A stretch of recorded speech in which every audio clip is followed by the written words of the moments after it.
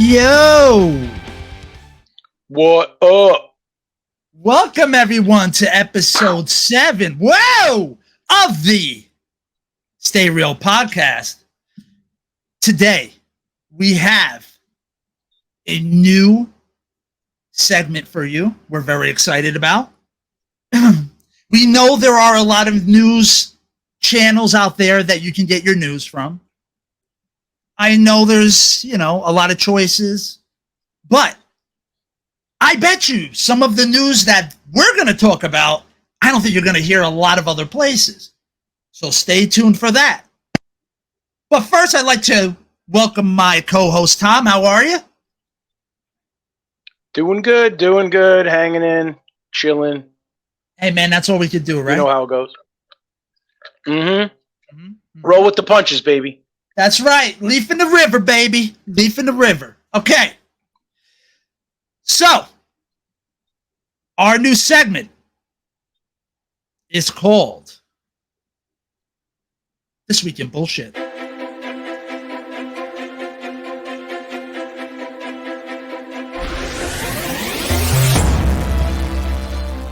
Man, this some more bullshit. Now here's the news.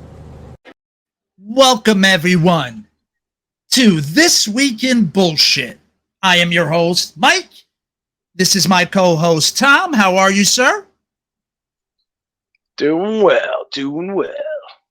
Okay, our first story today is something that anytime I see this stuff anywhere on the internet, I want to throw up because I'm so afraid of heights. But these people do it like there's no tomorrow, and it doesn't even bother them in the least bit. Another one of these guys playing around up where they shouldn't be fell. Oh, hell no. No, look at this picture, dude. Look at this picture. No, sorry, I just want to know, where did he keep the selfie stick? He must have had it attached to him. What are you saying? Maybe up his ass? What the? Yeah, like what?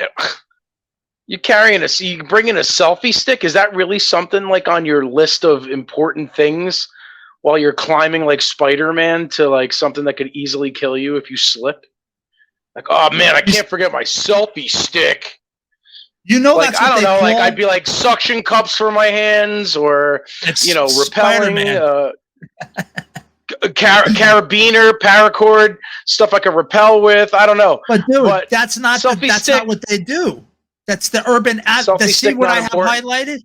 You see what I have highlighted? That's what it's called. Urban Adventure. Urban Adventure. Yeah. So what they do is the whole point is they just go with their camera and them to these crazy places, dude. Crazy places. I'm like, no thanks, man. No thanks. So this guy, he was French. Sorry. It looks like.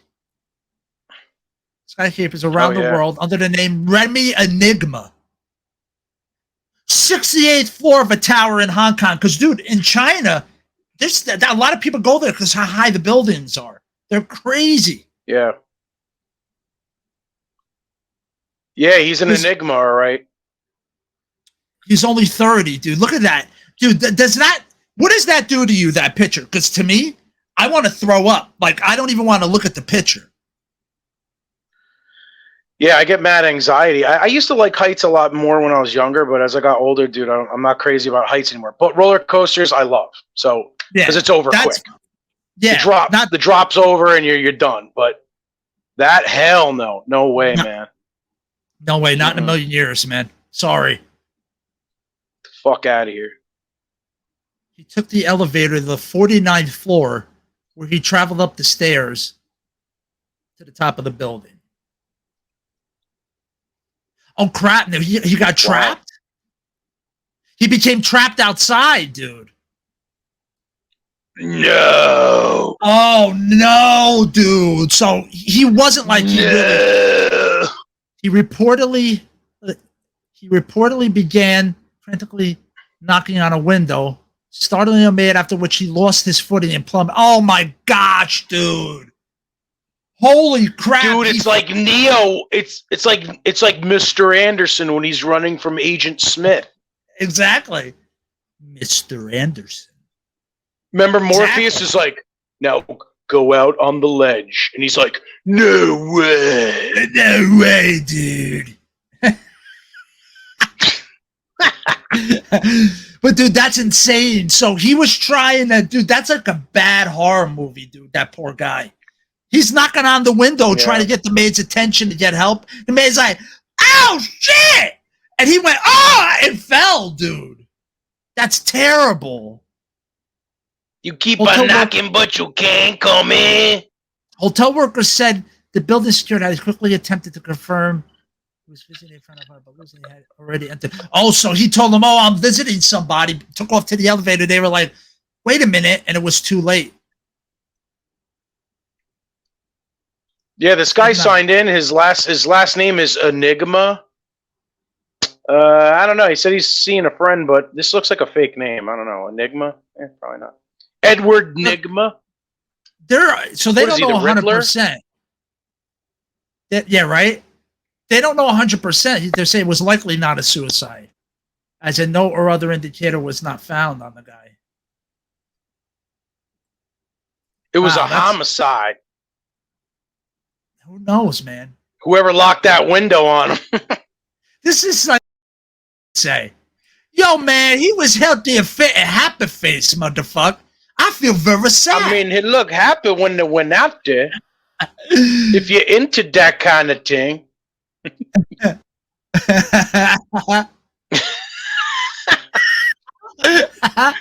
No.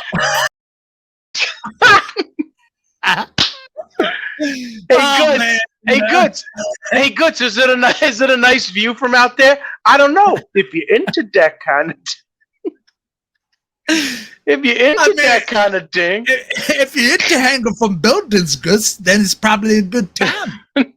Motherfucker. Oh, dude. Oh, yeah, so that's sad, man. That's sad. But you want to see something that I think is even sadder? You ready for this? I don't know about if you heard about this guy. I kind of heard about this guy before, but this guy paid $14,000. That's him, dude, in a suit. He had a dog suit made for him so he could live like a dog. No. Why would you do that? That's his thing, man. I don't know. Everybody's got their kink, I guess, man. He must like doggy style. I don't know. Whatever it is, man. But look. Yeah, but what part's the suit and what part's the guy? Well, this is his arms. That his head is in there. His hips are here. This is his back. There's a little bit of a bend in here for his legs.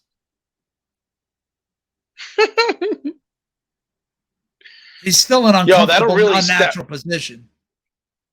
Yeah, that'll really suck when another dog tries to mount him from behind. Look at this. That dog's like, yeah, okay. You ain't no dog. Look at that face. He's like, look at it. He's like, yo, you ain't shit. He's looking at him like, what the fuck is this piece of shit? Yeah, pretty much. Well, they go on scent, so I mean, he smells like a human, so they're probably like, what the fuck is this guy? Look at his pit. It's insane, dude. It's insane. Why? I mean, I don't even think we really need to get into. I don't think we even need to get into anything about this. But his name is Toko. A video. Well, I just want to know: did Toko get freaking neutered? That's all I want to know. I don't know. We should look into it. I mean, that's the only right thing to do. Breed. Toko should not breed. 2 million yen to make the suit, dude, which is $114,000. That's crazy. I mean, again, do what you want, bro. Spend your money on what you want, dude. Do what you want, man. I hope for 14G it included getting his balls cut off. He says he doesn't tell his friends because they may think I'm weird. Nah, dude, you should tell them. Nah, never. You should tell everyone. Toko runs a YouTube channel. Yeah, like, he's going to roll so all of it. He doesn't want to tell his friends, but it's like when they go out to hang out, like it's like, are you going to use the bathroom or are you going to use the frickin', pooper scooper outside on the sidewalk? Well, the way I'm reading it, then when he's with his friends, I'm assuming that he's not in the suit. I'm assuming. If he's like, I don't want to tell my friends about this, he's not being in the dog. He's not the dog at that time. Or do you think he's into heavy petting? I mean, I assume like dog. Yeah, any dog would be. Heavy petting zoo. But yeah, that's just crazy. And again, dude, spend your money on what you want. I don't really care. But hey, if it makes you happy, I guess. Are you into archaeology? Like, do you ever watch like those documentaries on like archaeology, like in the tombs or anything like that? You ever get into that stuff? I used to watch this movie. It was called Indianapolis Smith. And the Raiders of the Lost and the bronze femur.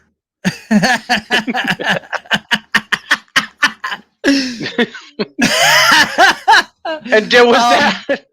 Yo, Gus, there was that movie. It was called Tom Raider. It was Tom Raider. Thumb Raider. But yeah, did you ever watch stuff like that? Did you ever watch that, like, or even Ancient Aliens or any of that? Oh yeah, of course. All right. Well, you might be excited to hear that they found some Roman urine flasks. Awesome. So basically, it was like a Gatorade bottle for back then. Pretty much. And they shot. It's like if they found my Gatorade bottle and like. Right, in the closet. In the closet. So they unearthed in the ruins of Ospedale del Fonari Hospital. Flasks like these were used by European doctors for centuries in order to diagnose diseases like jaundice and diabetes. Diabetes. Hey, over here, okay? 500-year-old urine flask. Hey, listen. Wow. Listen, when you gotta go, okay? The archaeology team initially excavated the 16th century hospital's trash dump in 2021. It was a symposium of Julius Caesar. That's crazy, man. Look at that. I wonder if it still smelled like Roman piss. I don't know, dude. Piss is pretty strong, man. The chemicals stay behind. I bet if they got it wet, it would reinvigorate everything. Yeah, you could pour some on R. Kelly. He's like, yeah, color looks good.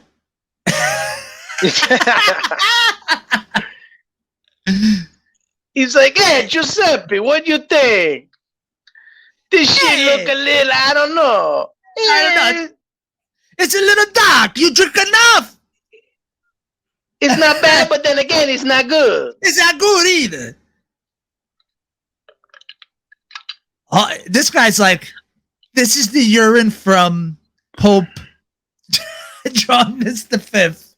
I've saved it for all of these years. And now I use it for my wine and vinegar.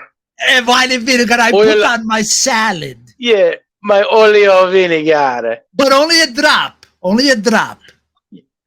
Yeah, any more than that, you're a fucking testeminga. Yes, you're not a male. Yeah, dude. Urine That's crazy. flask. That's crazy. It's basically a of all the things to find. How do they know it's a urine flask? Was like Indiana Jones like sniffing the bottle? Like, oh yeah, that's piss. Dude, I'm assuming they have documentation and stuff of what they used back then. They know that they use urine flasks. I'm sure of that. That's certainly not a shot glass. Why? Because the fucking Romans couldn't find a rest stop. Well, no, they had to investigate the urine. That's what they're saying. Doctors did it. So it's basically like pissing in those things today when you got to have a urine sample. It's basically the same thing. They were testing for weed, man. Yeah, dude. All right. You're smoking that fucking wacky tobacco. The devil's lettuce over here. Over there. Nah, it's a fucking oregano, you testerab. You faccia de guazze. You fucking faccia de guy. So, let's finish this off with Today in History. All right. Now, I know as soon as I put this up, you're going to say a quote. I know it's going to happen. So I'm going to bring it up. I'm going to read it. And then I am going to go silent. And then come the Tears. So Today in History, August 3rd. Now, remember, everybody, we record this on a Thursday and it comes out the next Wednesday. So we're going to talk about history from the Thursday before, which is August 3rd. Okay? So today, August 3rd in history. 1305, William Wallace is captured. Oh, that's that song by Rage Against the Machine. Yeah, but who's William Wallace? That was good, man. Freedom. But who was William Wallace, dude? Braveheart. Right, dude. I was waiting for a quote to get spit out. That's why I was going to be silent. I said freedom. The best one, freedom. The best line of the movie. I thought you were going to pull from Tom's deep pockets when it comes to quotes. That's what I was waiting for. It's been a while since I saw that movie, so I just remember Mel Gibson just killing everybody and knocking up that princess or whatever. So, hey, listen. And while he's screaming freedom. Listen, though, in 1492, Christopher Columbus set sail for the New World for the first time. Okay. Okay. What do you think of Christopher Columbus? Listen, he's not good, but he's not bad. My great grandfather discovered America while your grandfather was still chasing butterflies naked in the jungle. Okay. I mean, I can't argue with him. He's probably right. Well, half of me. I mean, the Irish were probably starving because there was no potatoes. Oh, there was no boiled potato. They don't boil the pasta. They couldn't even boil the potato. Okay. Listen, how about I put your head in the door and there'll be hair everywhere, okay? Okay. You summon a beach. Listen, everyone, if you've been lost while we've been spitting out this Italian-sounding guy, anybody, again, who's been listening knows probably it's based off of a real person or character. So stay tuned for him. Yeah, there's a lot of stories about him. He's a great guy. Now, do you know who Sir Roger Casement is? I don't even know who that is. Oh, look, you should. Diplomat and Irish nationalist Sir Roger Casement is executed for treason after seeking German military aid for Easter Rising, the 1960 insurrection for Irish independence from British rule. Wow, man. That's to half of that was an insurrection. That was that was an insurrection. It says it right here. Wow. Now look at this one, shit. dude. It's my bro. There you go. Look at this guy. Look at this piece of shit. Oh shit. Is he Sig Heiland? Oh yeah, wait, dude, that's because Hitler was in the freaking crowd, wasn't he? Yeah, Hitler watched that. Yes, yeah, Hitler saw Jesse Owens and he was like, "Holy shit!" He's like, "I'm trying to make the ultimate male, and then this guy just freaking tore my shit to shreds." That's how karma comes and bites you in the ass, dude. That's what happened. Yeah, it's like, oh, blonde hair and blue eye. Jesse Owens shows up. He's like, nah, not quite, bro. He's like, hold my beer, motherfucker.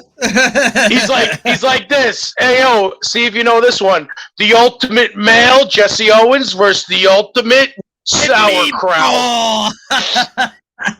The ultimate bratwurst. That's better. I like bratwurst better. Yeah, it wouldn't be meatball because he wasn't Italian. He was German. I said sauerkraut, but that doesn't work.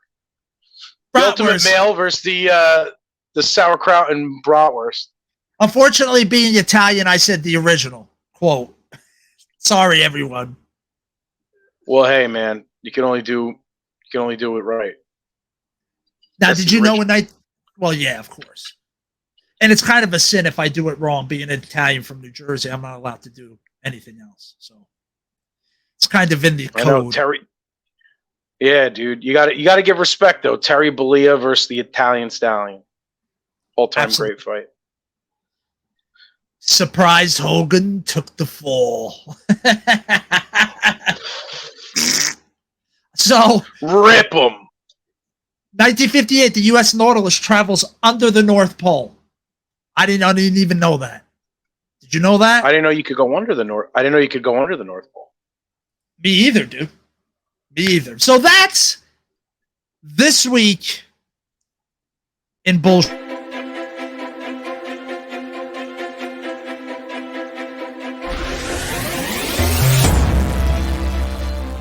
Man, this some old bullshit. Now here's the news. So something else happened a couple days ago. Again, we're August 3rd right now, 2023. We lost Pee Wee Herman, Paul Rubens. Now, I know there was a lot of things said about him being kind of a pervert, not just the theater thing, but kind of some weird things. You know, we're purely going to talk about his characters and what he did for cinema. That's it. Him as a person, we're not bringing into this conversation whatsoever. Okay? So, in honor of the character of Pee Wee Herman,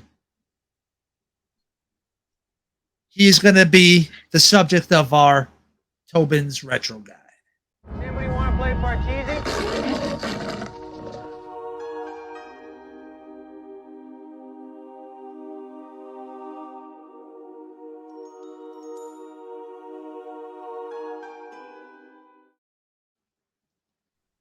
Now, there he is, everybody. Oh, Now, Tom, can you tell me what movie this is from?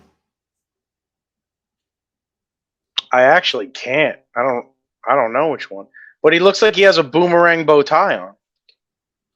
Let's just say that this character right here preceded the character of Pee Wee Herman. Shut up. This was his first on-screen role. No. Yeah, dude, you ready for it? You want to know what it was? What? Cheech and Chong's next movie. Shut the hell up. He's in a Cheech movie first? Before Big Adventure? Yes. They put him in a movie first. They put him in a movie first, dude. Nobody knew who he was. Really. This is before the Pee-wee's, the dirty Pee-wee TV show. Even Pee-wee's play, yeah, the dirty one, everything. It precedes everything. The Playhouse was originally dirty for adults. Right, which his character in, now listen, he wasn't only in Next Movie. Here's another shot from Next Movie. This is from Next Movie when he was on stage. Shoot. When he did his Pee Wee Herman character a little bit in the movie. Like he announced Pee Wee Herman in Next Movie. But he was on stage in a bar, and then Cheech and Chong were there in the bar, and they were heckling him. And then they wind up going on stage and telling jokes, and he gets all pissed and blah, blah, blah. But that was like the first technical time I bet most people, well, really, people in movies saw Pee Wee Herman on screen. But again, like you didn't know. Most people didn't even know. I had no idea. Most people don't, dude. Most people don't have any clue. But then he wasn't only in that. He was in a second Cheech and Chong movie. He was also in Nice Dreams. Cheech and Chong, Nice Dreams, he played a guy from a psycho ward. And he winds up meeting them because the girl that winds up having a good time with Cheech under the table, he shows up with her, but he escaped from a nut house, and he doesn't say much, but he's like, Rrr. You know, he does that stuff, and he's like, And then he's like trying to tell Chong to come under the table. And he's like, I don't want to go down there. I don't want to go down there. And he's like, and then they go under there. So all four of them are under this little Chinese table. And then the Chinese guy, like the Chinese waiter, walks up, looks underneath, and goes, "Hey, you want fried rice or something?" I forget exactly what he said. And they're like, and he's like, "Oh, okay." And then he goes, What? Yeah, and then he winds up being in a nut house towards the end of the movie, dude. It's a great movie. We should talk about it. And we have to talk about Cheech and Chong at some point on here because they were a big, I know, agree with it or not, they were a big part of my childhood. Okay? Huge part. Let's just say, I don't know if I would. But I didn't see all their movies. I saw like Corsican Brothers and obviously everyone saw Up in Smoke, but I didn't really go that deep into every movie they came out with, though. I've watched every movie millions of times. I've listened to every one of their albums millions of times. I've watched them live. I've watched documentaries. Dude, I dressed like Cheech in 8th grade for Halloween. That's awesome. So, what does that tell you? Did your teachers write a letter to your parents saying how bad they were? Not only did they not do that, but I was going to a Catholic. You're raising a reefer addict. It was a Catholic grammar school. Oh, that's even better. Yeah, dude, I went to Catholic school. Believe it or not, everyone, all my life, my whole life, I've gone to Catholic schools, and I always just pushed against a little bit. I don't know if anyone can believe it, but I always pushed a little bit against it. So, so this was really his first big on-screen things. Was in these Cheech and Chong. That's crazy. Yeah, dude. I even think he might have played live with him at some point, too. I'm not sure. But then after this, that's when the Pee Wee's Playhouse came out. So they basically gave him his break, kind of like Tracy Ullman's show was responsible for The Simpsons. Right. Cheech and Chong were basically responsible for him. Exactly. That's crazy. Dude. I would have never known that. And that's what we all know him from. Like when we first started seeing him, because that was right around when we were kids, when this was on. Absolutely. Maybe a tiny bit starting to get out of the range of it a little bit, but it was still like, it was funny enough and weird enough where even if you were a little older, you watched it, because it was kind of weird. He was weird. He's a weird dude. I just remember the first thing I ever saw was the movie. And then after the movie, went back and watched that. I saw the show. So you knew him from but then I realized,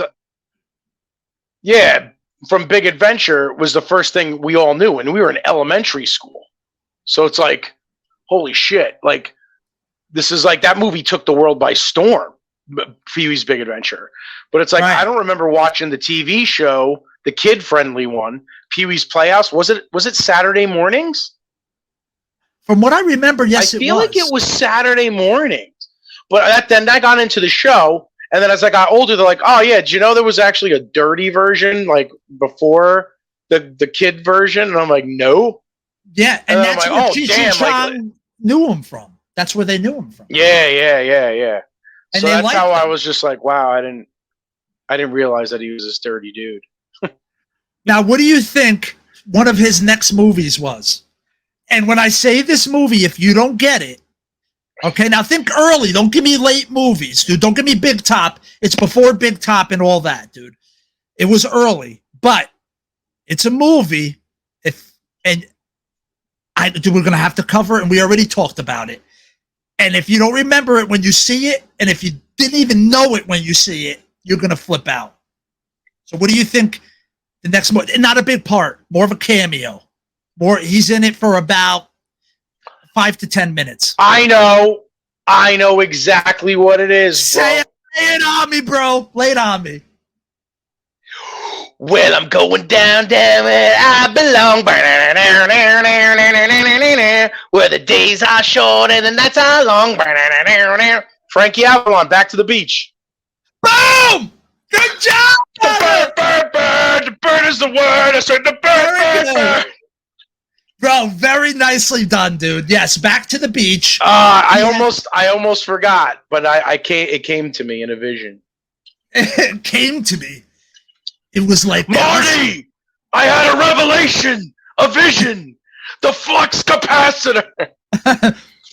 Yeah, dude, it really. That was. I remember. I think the MTV even played the video.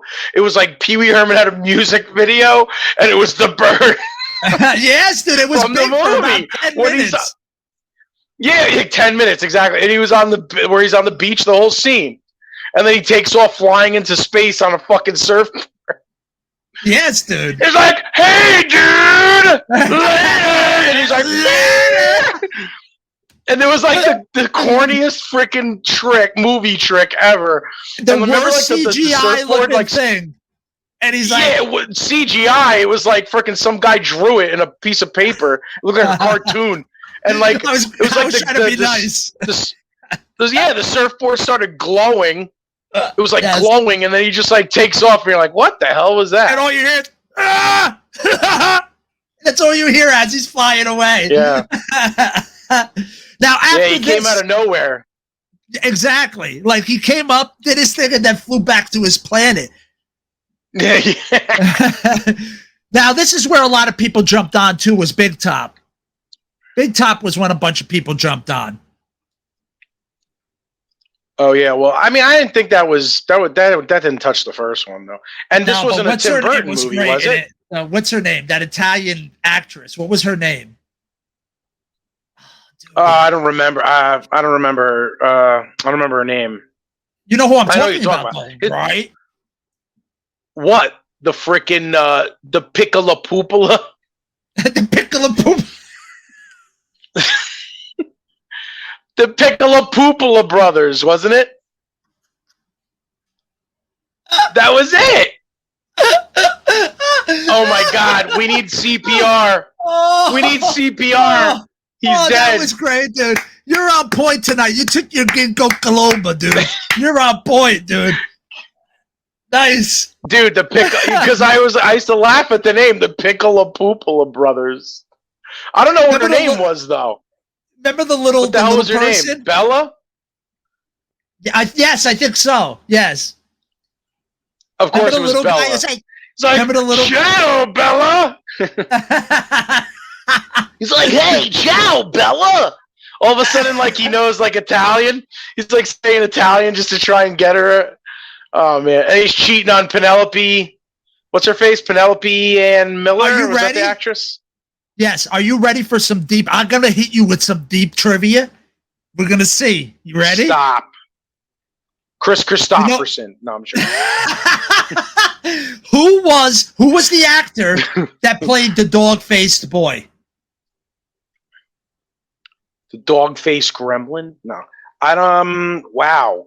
Oh, shoot. I don't know that one. Are you sure you don't want to take it for a second? Think about it. Because you may be in Think backcountry. about it. You might be in backcountry. Think about it. It wasn't Johnny. Oh, shit. Benicio? Boom, sir. Yes, sir. That's who was That the was dog-faced Benicio boy. played the Watch it again. Wolfman or whatever the fuck. No. Yes, sir. Holy shit. He probably was super young in that movie, too. Yeah. Yeah, it was. All right, now, Whoa. next movie. It was campy, and he had a semi-main part in it. And it was definitely way different than what he usually did. It was still comedy, but it was different. Let's see if you got it. I'm drawing a blank. You want me to say? What the hell did he do after this? I forgot. Most people do that he was in Buffy the Vampire Slayer with Christy Swanson. What? He was one of the vampires. Yeah, see, I never watched Buffy. It's crazy. There's like a cult of people that like love Buffy. Like to this day, I still see people that like Buffy the Vampire Slayer. Buffy, like That's it's more got like the this series. crazy underground following. That's more the Josh He was a vampire. Whedon series. This was the movie with Jason, not Jason Priestley. Oh yeah, they made a movie. Yeah, who was the other one from Beverly Hills? The one that passed away. What was his name? I'm drawing a blank. Oh, what's his face? The guy who played Luke Perry? Luke Perry. Same time we said it. Yeah. Nice. Luke Perry. Yeah. Luke Perry was in it. Christy Swanson. Yeah, that was it. But most people, when they're really into Buffy, it's the Joss Whedon series that they're into. And then right around this time is when he got arrested in the theater. It was right around this time. Wow. So that was right after he got caught jerking the gherkin. In Sarasota, of all places. Right. Exactly. Like who the hell else was in there? Like a bunch of geriatrics, probably. Probably. Nobody that gave a shit what he was doing. That's for sure. Yeah. They were all grandpas with a little bit of lead left in the pencil. Exactly. Now, do you remember that he had a revival and he went on Broadway and he went back to being more adult? Do you remember this? No. That he did Pee Wee on Broadway? He was on Broadway? Yeah, dude. Wait, is that Cowboy Curtis? Not the original. That's not the original. That's that other actor, and I can't think of his name. Who was the original asshole? The guy with the messed Morpheus. Yeah, Larry Fishburne. Yeah, exactly. A young Lawrence Fishburne. Crazy shit. Yeah.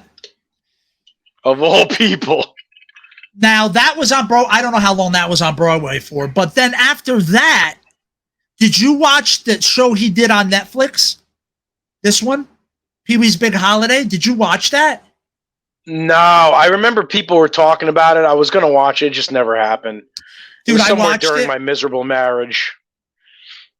I watched it. It was definitely Pee Wee. He was older. It didn't hit as funny as the other stuff. But if you want Pee Wee, it's good. Yeah. And you could actually watch it with your kid. Was it like a little more, did he do more adult humor though? Was he like kind of like? Not that I remember. I thought it was okay for kids. Maybe I was mistaken. I watched it once, dude. Believe me, I didn't go back and watch it again. At all. What was Pee Wee lost in New York, like Macaulay Culkin? Yeah, it was him, Macaulay Culkin, and Jason Voorhees. They all got lost in Manhattan. You know what's going to be fun? I can't wait to do stuff in October on the podcast because I love Halloween. Me and you, it's both our birthday months. It's going to be fun. We're going to do some stuff. I can't wait. But anyway, we're going to end off with something that I'm sure you don't know because you don't watch the show, but I watch the TV series What We Do in the Shadows. I know you don't watch it. But you are forgetting a cameo movie though. Which one? Go for it. Motherfucker. Hit it. Where's the blow? Yes. Yes. Very, very good, dude. Why don't you tell everybody what that's from? Well, when he was in Blow with Johnny Depp, he played, I can't remember the name of the character, but he's basically his California connect, I think. Yes. That starts distributing Blow for him over there. And then eventually the Colombians cut Johnny Depp out. And he totally fucks Johnny over after Johnny got him set up. He was just this total, like, he was just a dick. He just fucked his boy over who got him started. And then the Colombians cut Johnny Depp out because Johnny Depp was screwing around with one of the cartel's wives. And, that kind of is what happens. Usually most mafia don't smile too well on that. But yeah, it was a small role, but it was kind of different. It was nice to see him play something in a big movie because that was a big movie. We all saw that movie. That was a great movie. Based on a true story. Right there? Yep, there he is. Yeah, look at him all freaking like 60s out and shit. Yeah, with that big bag of weed. yeah, because they started with weed. Yeah. Just like all the drug smugglers, they were all smuggling weed, and they're like, wait, I can make how much money with this for half the tonnage? And Like, you yeah, know so it's accurate because you have paneling and a rotary phone. Yep. Yeah, good setup. Good set design there. Exactly. So so like I was saying before that one, so good job, bro. Good job. I try. As I was saying before that, there's a show called What We Do in the Shadows. It was a movie first, and now there's a TV show. It's about vampires. And in one episode, they had this vampire council. And as a throwback to all the vampires in cinema, they had them each part of the council. So they had Danny Trejo from Dusk Till Dawn, so his vampire was there, so he was there. They had Pee Wee Herman from Buffy the Vampire Slayer, so his character was there. So check him out. This was like last year. Wow. So it must have been one of the last ones he did, probably. You know? Yeah, I guess so. Because I believe it was last season. We're in the middle of a new season I'm watching right now. And I could swear it was last season. I don't know. But that's crazy, right? I never saw it. But it was a cool throwback. It was a really cool throwback. And they had a couple other ones too there, other vampires from other movies. So, yeah, man. So, yeah, we lost Steven Dorff. I think he was there, dude. I think he was there. Steven Dorff? Maybe, I think. You got to give homage to Steven Dorff. He was one of the coolest vampires of all time, in my opinion. Deacon Frost. Deacon Frost, baby. Dude, and the craziest thing of all is that started basically, that saved Marvel. They always talk about that. That was like the first real Marvel movie, was Blade. Crazy shit. Yeah, dude, it sucks. Pee Wee was good, yeah. That hit good. Oh, yeah, that was a great movie. But Pee Wee, yeah, he was the shit, and he was a big part of our childhood. It sucks that, he had a kind of fucked up life, but I only knew about, the theater incident, but I didn't know too much about anything else in his personal life, but I mean, there's I guess, accusations of some gross stuff from what I was told. Well, I hope, I hope not, but, I don't know, dude. Again, none of this was based off, this was just Pee Wee Herman and the actor and his characters. That was it. We're not honoring him like he's some kind of special man or anything like that. His characters were a part of our life back then. And sometimes it's okay to just remember those characters like they were and enjoy the character. And like, come on, man. We all growing up in the 80s, we all had a bike and we all fucking la la la la la la la. Radical. Yeah, dude, we all wanted that bike with all the James Bond stuff on it, dude. Of course. Yeah, that thing was dope. We all wanted the best was when I always remember the part, dude. Like, I thought I cracked a code in the Matrix when I picked out when he keeps pulling the chain out of the bike, and then you look at the bottom of the screen and you see it going through the bottom of the freaking saddlebag on the back. Yes. And I was just like, oh shit, they didn't cut that out. Someone's getting fired. Absolutely, dude. That stuff is great. I love finding this. We should do that one time too. There's like full on clips of all the little mistakes you miss and stuff. It's crazy, man. YouTube is a deep ocean of stuff, dude.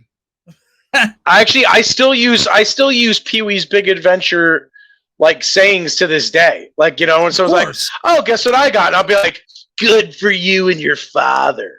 There's just some shit that's just eternal. Someone's fucking gloating about some shit. Oh, look what I got. I'd be like, good for you and your father. Some shit, it just never dies. That shit's eternal. Right, exactly. With the character of Pee Wee. What Paul Rubens did in his personal life, that's between him and the man upstairs. But it's like the character of Pee Wee will live forever. That's the only character anyone will ever remember. And we all laughed our ass off, and we all were walking around going, ah! We all freaking did it. Of course. Because of that guy. Lars sent you. How many times have you said that in your life? Yeah. You'd be like, what else is it? Everybody I know has a big butt. Let's talk about your big butt.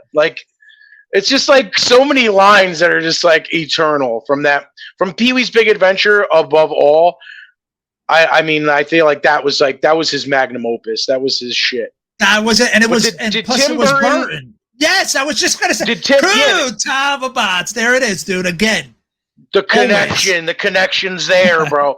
Did he do Big Top Pee Wee? He didn't though, right? Tim Burton? No, not Big Top. No, just Big Adventure. no way. You could tell watching yeah. it. You're just like, no, it's not the same. Oh guy. yeah, Can't be. that's why he did a big tribute to him, Burton, when he passed. Oh really? I didn't see that. Yeah, I should check that out. Yeah, you should definitely. Yeah, but yeah, so that was the beginning. Pee Wee, rest in peace. Salud.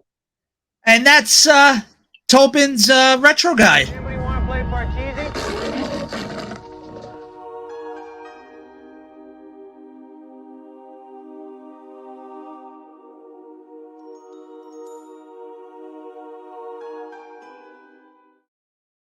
Now, we want to end the podcast today with a little health knowledge because my head is ready to explode from what I see day to day when it comes to certain things that I would have hoped that most people would know.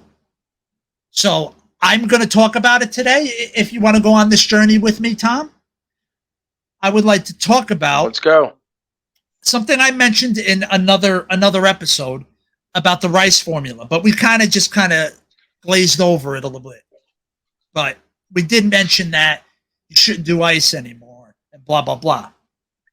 So, in honor of that and in honor of the stuff that made my head want to explode this week, it's time to get real. Get real.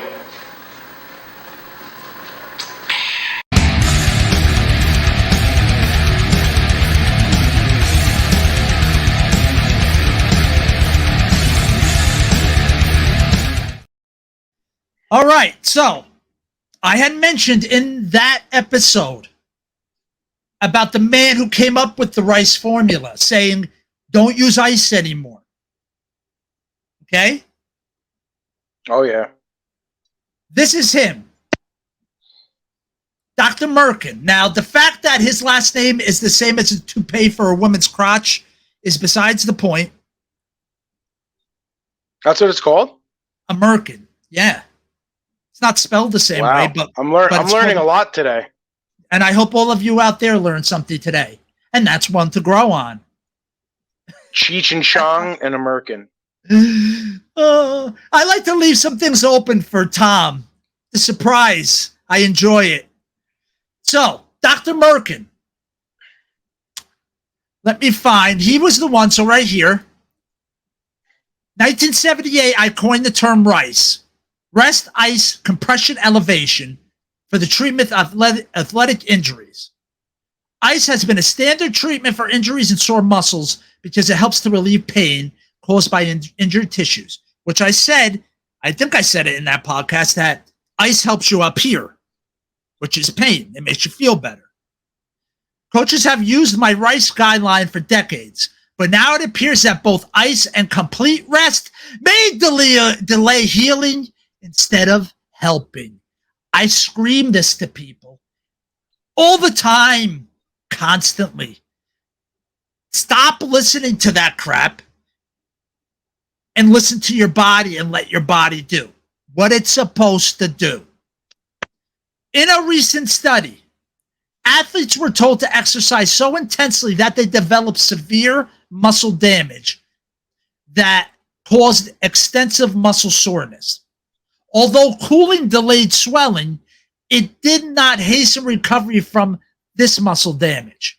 A summary of 22 articles found almost no evidence that ice and compression hastened healing over the use of compression alone, although ice plus exercise may marginally help to heal ankle sprains. So in the use of ankle sprains, it may help marginally. Yeah. So what does marginally mean? Okay, you really don't have to. Barely. Right. So here we go. What does it say right there, dude? Please read it. Can you read it? I can't. My eyes don't see that far. Here, maybe I can make it a little bigger. Look at that. How's that? Healing requires inflammation. Well, that if it's inflamed, that means there's blood flow to it. Right. So let's see what he says. When you damage tissue through trauma or develop muscle soreness by exercising very intensely, you heal by using your immunity, the same biological mechanisms that you use to kill germs. This is called inflammation. When germs get into your body, your immunity sends cells and proteins into the affected area to kill the germs. When muscle and other tissues are damaged, your immunity sends the same inflammatory cells to the damaged tissue to promote healing. The response to both infection and tissue damage is the same. Inflammatory cells rush to injured tissues to start the healing process. The inflammatory cells are called macrophages, release a hormone called insulin-like growth factor, IGF-1, into the damaged tissue, which helps muscles and other injured parts to heal. However, applying ice to reduce swelling actually delays healing by preventing the body from releasing IGF-1. There you go, dude. Again, I tell people this all the time. Let's go down here. What's that say? Ice keeps healing cells from entering injured tissue. Applying ice to injured tissue causes blood vessels near the injury to constrict and shut off blood flow that brings in the healing cells of inflammation. The blood vessels do not open again for many hours after the ice was applied. The decreased blood flow causes the tissue to die from decreased blood flow and can cause even permanent nerve damage. Ouch. Ice also reduces strength, speed, endurance, and coordination. Okay, now this is where a lot of people use ice as well. Ice is often used as a short-term treatment to help injured athletes get back into a game. The cooling may help to decrease the pain, but it interferes with the athlete's strength, speed, endurance, and coordination. In this review, the medical literature found 35 studies of the effects of cooling. Most of the studies used cooling for more than 20 minutes, and most reported that immediately after cooling, there was a decrease in strength, speed, power, and agility-based running. Dude, now, when do most people use cooling? They use it wrong a lot of times. They use it before they work out or in between and then go back to working out. You're screwing yourself. If anything, you should be using it at the end of the workout, if anything. That's different. I mean, is this not crazy, dude? Is this not insane? This stuff. Well, it makes sense because there's actually been scientific studies as well that most anesthesiologists say keeping the body keeping the body warm during surgery promotes healing and faster recovery from surgery. So a lot of times in the OR, they all demand what we call a bear hugger, which is a blanket warmer that blows warm air on their bodies. Because if they get cold and they drop below temperature, it lessens healing time. It increases healing time, and causes a lot more chance for infection even. So, right, which makes sense because like the same exact concept applies. If there's less blood flow due to reduced body temperature, then the macrophages as well as the white blood cells that are attacking anything that may be infection or it just causes the whole process to slow down rather than take its natural course. Perfectly said, dude. Perfectly said. Now, what is one of the other things that people usually do, are told to do sometimes, and usually do it themselves, sometimes too much? You have any thoughts? Besides putting the ice on it. What do most people not do for a while after they get hurt? I don't know. I'm not, they stay off of it. Thank you. They don't move it. Yeah. What does that say, dude? What does that say?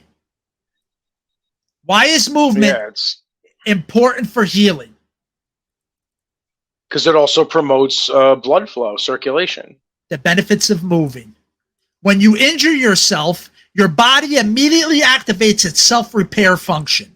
White blood cells, hey, somebody just mentioned that, flood the injured area and begin repairing the damaged tissues and cells. Increased blood flow causes inflammation, and there's a reason why that you may notice swelling, stiffness, and redness around your injury.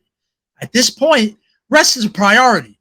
Resting gives your body time it needs to begin the healing process. But too much rest can slow healing, increase stiffness, and other symptoms. Here we go. And this is what I tell my clients, dude, all the time. And again, I was inspired because Monday I had 2 clients come in. Both of them hurt themselves. Okay. In most cases, you can begin moving within 1 and 2 days of your injury, depending on the type and severity of it, obviously. I tell everybody that. I had a client come in on Monday. She twisted her ankle. It had been 2 days. There was no longer swelling in there. Thank goodness she didn't ice it. So I had her come in. When she came in, I tried to get muscles around it a little more relaxed and happy to move because they were all guarded because there was an injury there. And then I wanted her to move it through range of motion. I wanted her to get it pumping and moving. She was very afraid. She was limping on it and afraid. By the end of the hour, she was able to walk out normal on it. Was it miraculously healed? No, but I just promoted movement, range of motion, and healing by having her move. Yeah. Instead of what most people do is not move it. Yep. Now look what this is the things that it'll do by incorporating movement into your recovery. Reduce inflammation. Although inflammation is essential when an injury first occurs, it can cause lingering stiffness and pain when you move your joints. Movement relieves inflammation naturally, helping you to return to normal activity faster. Your body, it breaks up scar tissue to repair the muscle. So you're moving it. You're letting those muscles move in that range of motion. You're getting that blood flow in there. You're lubricating your joints. Joints don't get lubricated when they stay stiff. And again, by doing these simple little things that, unfortunately, most people are told not to do or don't do on their own, you're going to get chronic pain later on. And then you have a longer road back. And that's if you do the right things. And that's a big if. That's a big if. Because unfortunately, a lot of people are going to do a lot of wrong things before that, unfortunately. Now, my other client that came in, that other client was, had been having this pain in her back, blah, blah, blah. I don't have to get into the whole thing. But she went to the doctor, to the urgent care. It wasn't a kidney infection. Where it was located was kind of in that area. So we kind of wanted it to be, to make sure it wasn't that, because it was really bothering her. So we then, she went and had that, blah, blah, blah. So they gave her a readout. I want you to show what the top things is that they're doing, that they want her to do. Can you read that?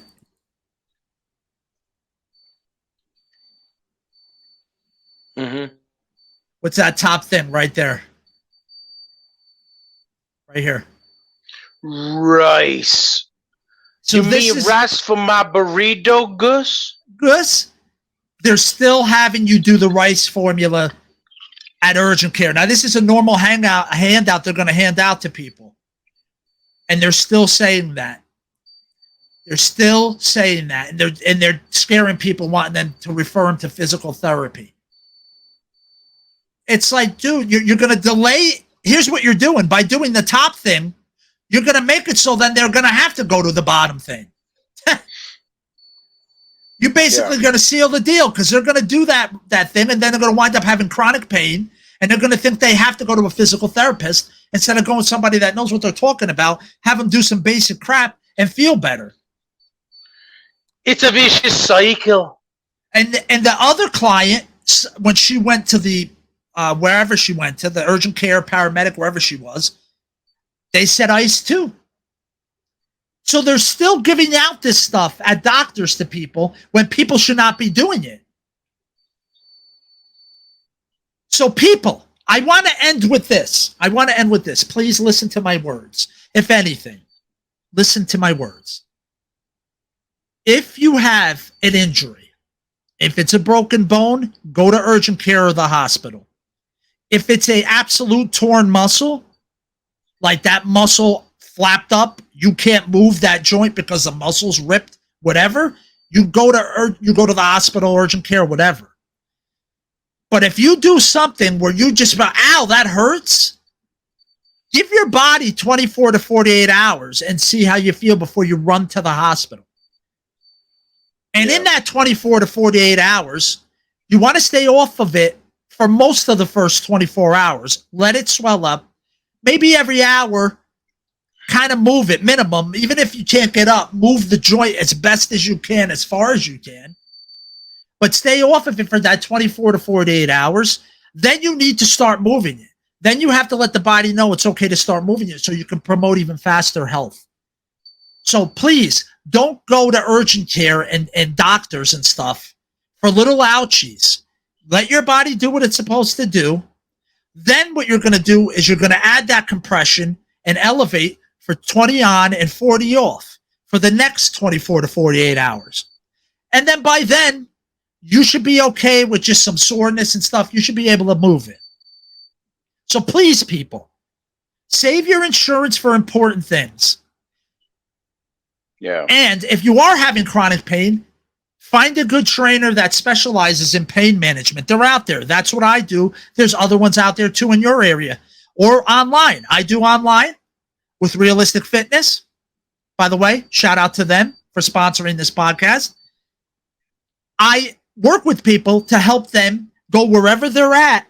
Chronic pain, bad movement, not very mobile, not doing things, not wanting to do things, hate doing things, to get them to a balance. And then a person can go wherever they want from there. They can stay there or move on. It's totally up to them.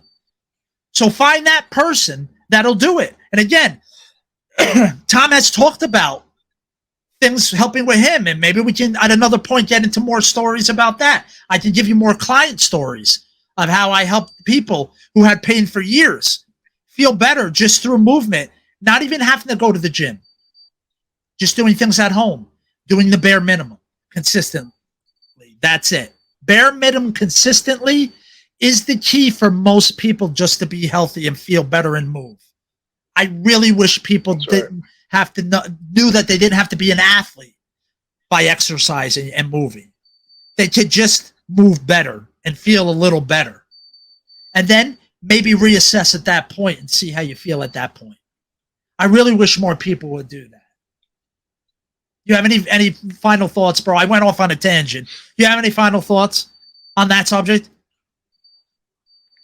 No, I mean, besides previous testimony, no, not really. I mean, I could have just laid up and curled into a ball and been like, oh, God, I can't move. I can't do anything. I need to rest. Rice.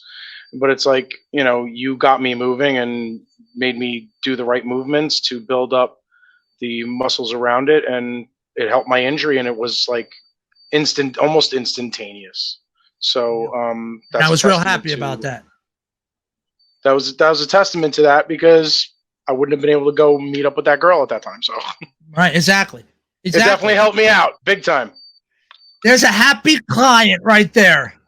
Yeah, that's one instance, and there was the other instance too. Even with my shoulder, it was the same thing. It wasn't there was no rest ice. That it doesn't get you anywhere. Like if you're not going to address the problem, or like my teacher used to teach me when I was in the medical program. She basically said, I don't take ibuprofen. I try to take NSAIDs or aspirin. I try to take it as little as possible, because if you take it all the time and you're constantly numbing yourself, you're never going to know. And what does ice do? Numb yourself. Right. You're never going to know. Your only communication. Your only communication with your body is pain. Pain is a communicator, and you have to remember that. And you're never going to know where you're at. You're never going to know, exactly where you're at unless you stop it and give it range of motion. But do the right things. Obviously, if you don't know what the right movement is, you could further injure yourself also. So you need somebody like you to give someone a nudge in the right direction of what to do. Like Right. initial elevation, elevation and ice and stuff to like for instance, we all, us who have growing up or when you have kids, like the first knot always looks the worst. I remember my ex-wife and everyone, the in-laws and my mom and all the girls going crazy. Oh my God, look at the knot on his head. He fell. Oh my God. And you're like, yo, relax, dude. It'll go down. Just let's give it some time to see where we're at. You put a little ice on it or whatever. If you want to take it, if you have to give them an ibuprofen or whatever, if they're really crying like a little child, but usually most knots would go down and like it looks so bad at first. Even sometimes it looks like it's going to bruise. And then it's like within 10, 15 minutes, you're like, oh, it looks just like a little scratch now. It's like gone. It like resolves itself. You saying humans want instant gratification, dude? Is that what you're trying to tell me? Instant gratification, yeah. But I mean, hey, you want to shut your kid up when they're crying. You're going to put ice on it because it makes it feel better. Okay, I get it. But there's been plenty of times where you like, oh my God, that knot is going to look so horrible. And then within 10 to 15 minutes, it resolves itself. It resolves itself on its own through your body's natural healing, factors. And you're like, oh wow, I thought he was going to look like the Elephant Man, like my nephew. I thought he was going to look like the Elephant Man. He had a knot on his head. It's like, it's gone already. Whoa, what a difference. Right, exactly. And it's like, did you have to go to urgent care? Did you have to freaking lose your mind? Like he didn't have any concussion symptoms or anything crazy. Like, wasn't knocked out. Like, you know what I mean? But it's like, your body wants to heal. Your body is trying to heal. And cold the ice will slow that down, and that is a hindrance more than a help in the end. Right. And it says it. Tissue will die. Tissue dying is not good thing. That's not a good thing. Well, that's why tissue does. Well, I don't know if you ever heard this thing called frostbite. It's not a good thing. No, it isn't. I don't know. It's 2023. Yeah. Maybe it's good. I don't know. Yeah, right. So, and one more last thing. I just want to throw out there. These days you could be a border collie. So. Yeah, like that Japanese guy that we talked about earlier for 14 grand. Yeah, exactly. There you go. Check out the beginning of the podcast if you didn't. One last thing I just want to touch on for 1 minute is people love going for shots for cortisone and lidocaine shots and stuff like that to try to make the pain feel better. Yep, all that stuff, all the different things. Let me just point out to everyone that you can only sometimes get, with certain things, you can only get them a couple times a year. And there's no guarantee. It depends on the individual how you're going to react to it. So you can go through all this and it'll last 2 weeks or maybe it'll last 12 months. You don't know. And if the person doesn't give you the shot right and it doesn't go into the muscle and it goes into your bloodstream, then you can get toxicity and all that other crap. So big problems. Just to let you know, you're not fixing anything. You are not fixing anything. All you're doing is shutting off the service light on your car. You didn't fix anything. You just shut off the service light. That's all you did. I just wanted to point that out. But that was Get Real. Get real.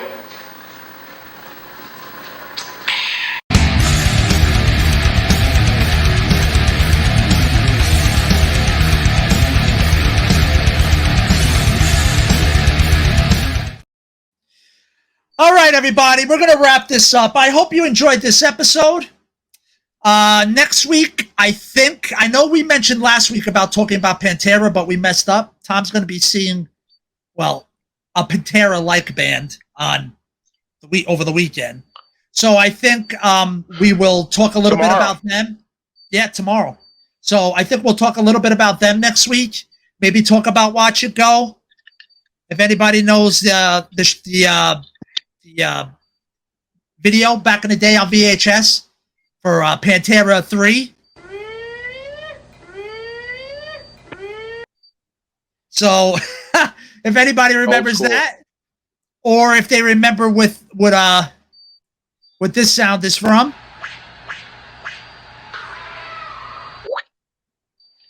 So if you know what that's from, we're going to talk about that next week. But as I always say, thank you. Please subscribe. Please click the bell, kick the bell, punch the bell. I don't care what you do with the bell. Do something with it. Whatever you do behind closed doors with the bell or the follow button or whatever, you do you. Just touch it. Okay, for us? And, you know, we have some merch. We appreciate, you know, you go check it out. We have an Instagram page. It's right down at the bottom of the screen. We have a bunch of links there. You can check it out. Everything helps support the podcast, you know. We're two dads. We're having a good time doing this, but I mean, every little bit and every bit of support is always well appreciated. So, like I always like to do, Tom, any final words? Yeah, just say no to shot.